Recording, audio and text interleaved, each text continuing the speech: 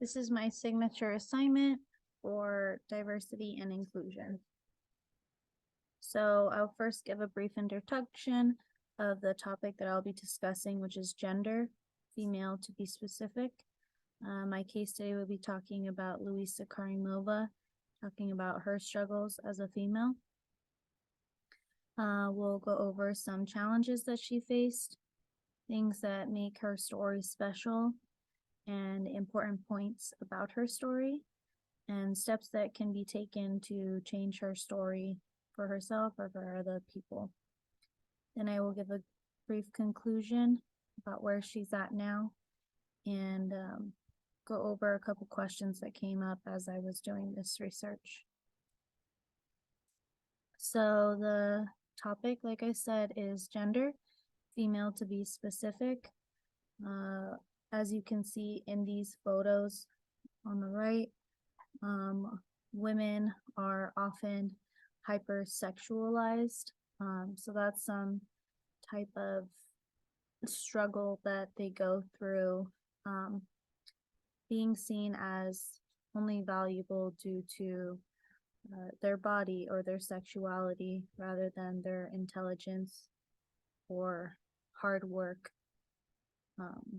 So often they can face sexism, like sexist comments in the workplace, or have inequality, such as in job opportunities or even pay wages, and often being seen as the weaker sex. There's also just a fear of speaking out about any indiscretions that may be made towards them, about them, that offend them. And again, just hypersexualization, inappropriate comments that might be made towards women that are just uncalled for. It's also generalized that women are weak, but as you can see in this case study, it will show how women can actually be very resilient despite the circumstances. So this case study is about a 22-year-old female named Luisa Karimova. She's a mom to a little boy, and she lives in Uzbekistan, which is in Central Asia. And she was traveling to Osh, Kyrgyzstan, to seek out work, employment.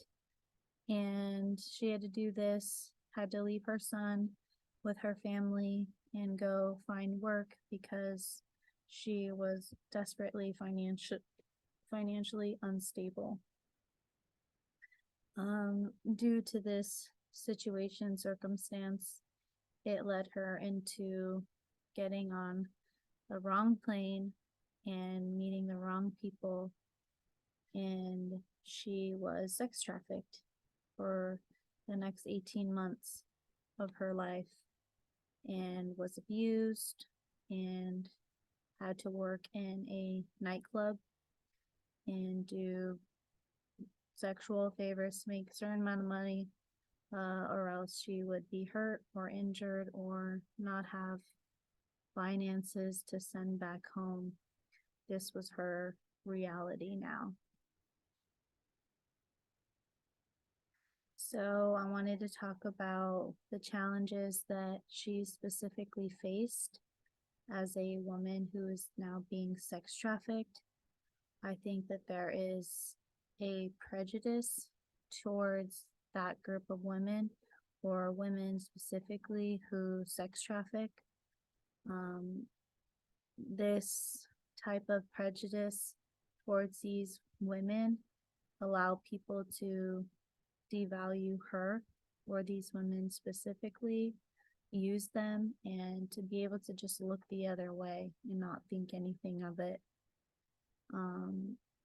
And she was also, because of this prejudice, looked down on for not being of value to work in any other way, any other form, except the devaluing of her body.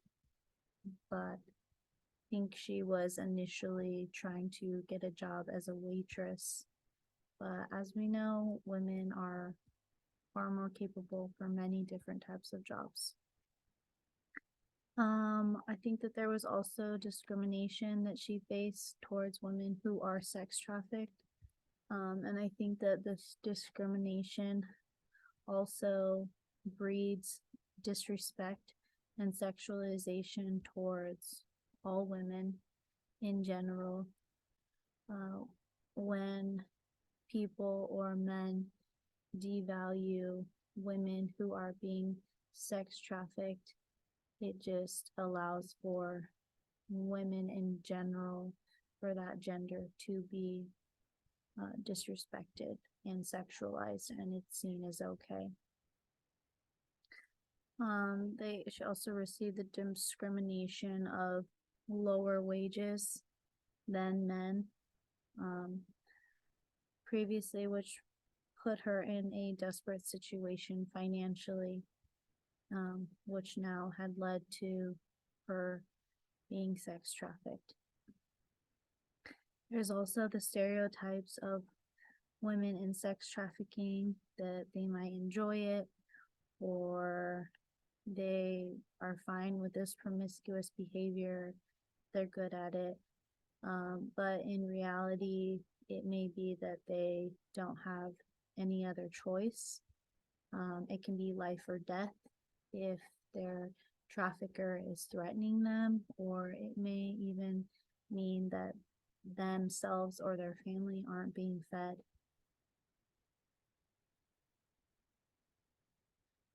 What is the most impressive or surprising or inspirational part of this person's story? I was very impressed with her because after the 18 months of sex trafficking, there was one night at the nightclub where all the women who were being sex trafficked ran away from the cops, and she made the brave decision to say no more despite the consequences. So she got arrested and was in jail for a year, and that was her way of being freed from sex trafficking. But also in that, she spoke up to the police, and 3 of her traffickers were actually captured with her help.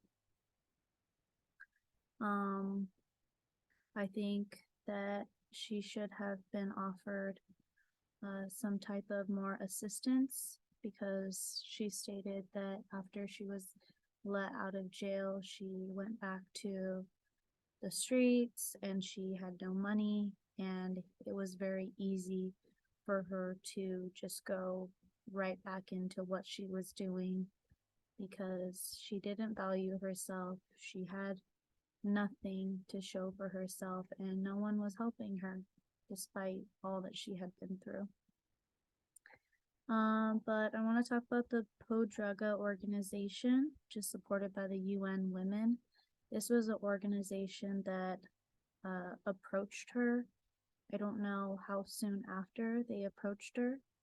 Their goal is to end violence against women and assist women subjected to sex and drug trafficking. So they help to bring her out of her situation, and in turn helped her get healthy and back on her feet, and get to a point where later she's also helping women in the same position.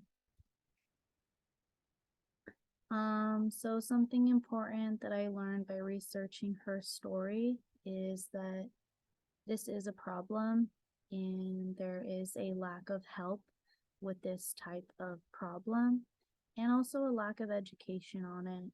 It's fairly rare ever to hear about sex trafficking.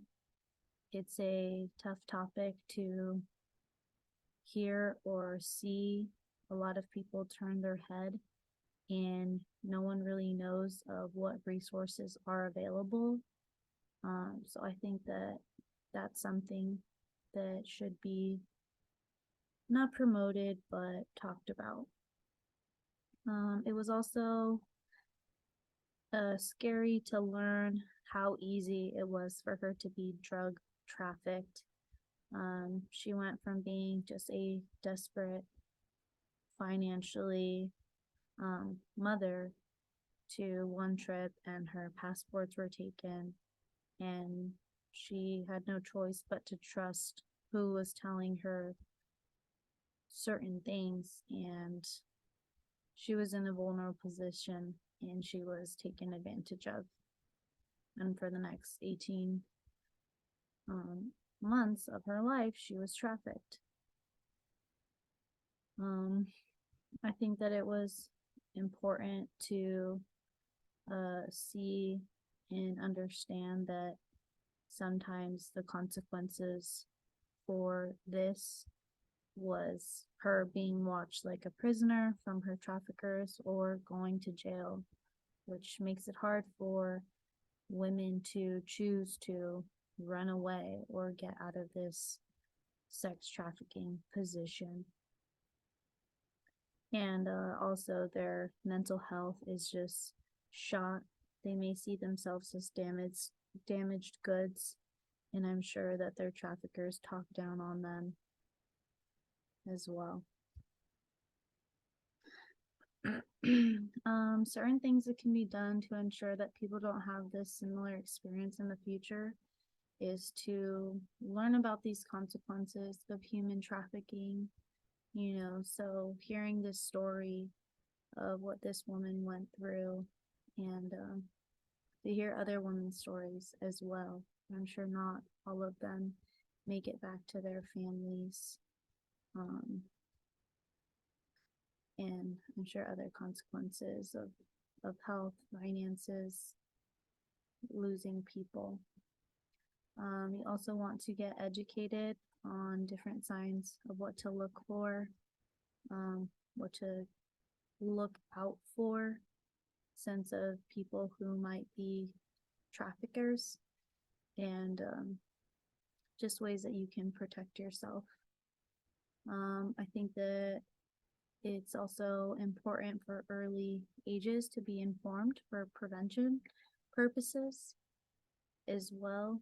Tell them about the signs, tell them about the consequences, and they also express their needs for legal aid in supporting these women, potentially pro bono or just at a discounted rate, and also just the need for psychological support as their mental health is probably very in need.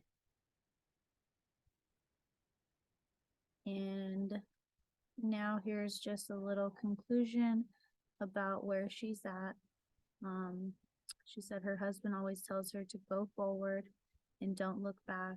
She's now married with her family, that her husband provides her no judgment of her past, and she's working with Podruga organization to help others with the same situation, same problem. And this is her job. And so she's also making money and making a difference. And these were a couple questions that I came across. I thought maybe should there be a bigger emphasis in the younger generation to encourage girls to report or tell their teacher of an offense, and maybe there be more consequences for those men or boys. I also questioned, why should education just be provided for women or girls to be look out for the signs of being sex trafficked? Why is it that we're not needing to now teach young boys how to respect women if it is such an epidemic? And lastly, I thought, should there be a 911 hotline specific for human trafficking so that people who are trained in this type of field can help them better? Thank you.